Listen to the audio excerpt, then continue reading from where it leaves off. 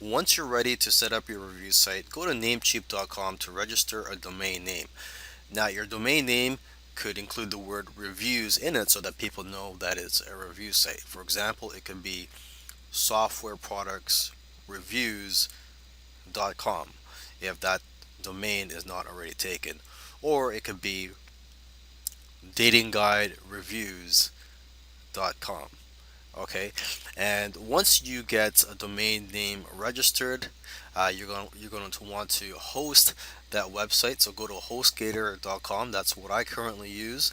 And now, if you cannot afford it, you could try to go for free hosting by going to 000webhost.com. Okay, and once you have your site up, you can install WordPress using HostGator's one-click install. Okay, um, now if you're not using HostGator or if they don't have a one-click install, you could also go on YouTube and watch some video tutorials that teach you how to install WordPress. And WordPress is a very powerful tool that allows you to easily create beautiful and professional looking sites.